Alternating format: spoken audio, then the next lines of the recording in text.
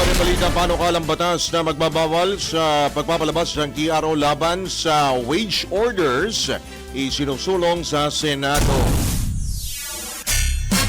Babalik si Patrol 19, Zelly Ortega Bueno.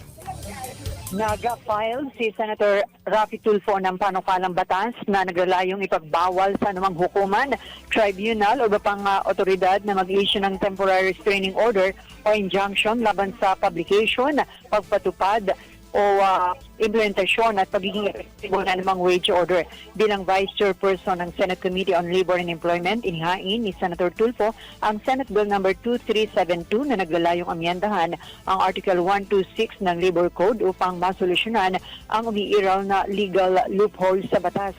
Binanggit ni Tulfo ang pagsuspindi kamakailan sa Wage Order number NCR-27 inilabas ng National Wages and Productivity Commission na magbibigay sana ng 85 pesos na dagdag sa arawang minimum na sahod ng mga manggagawa sa pribadong sektor sa NCR. Nasuspindi ang implementasyon dahil sa TRO na inilabas ng Pasig RTC kaugnay ng petition para sa declaratory relief na isinampa ng dalawang pribadong kumpanya. Git ni Tulfo, ang mga wage order ay bunga ng masusing pampublikong pagdinig, pag-aaral sa ekonomiya at tripartite consultations na kinasasangkutan ng pamahalaan, sektor ng paggawa at mga employer. Ngunit madalas niyang naantala ang agarang pagpapatupad dito dahil sa paghain ng ilang partido ng mga petition para sa TRO. Ang kay Tulfo, bagamat ipinagbabawal na ng Article 126 ng Labor Code ang pagpalabas ng injunction laban sa anumang proceedings ng National Wages and Productivity o ng Regional Tripartite Wages and Productivity Boards, nananatili pa rin ang isang legal na loophole.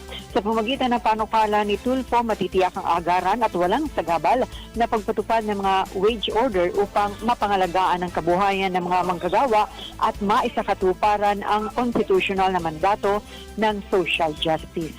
Para sa Boses ng Pilipino, nagbabalita ng todong lakas sa Patrol 19, Zelly Ortega Bueno, sa bagong tunog ng DWIC 882.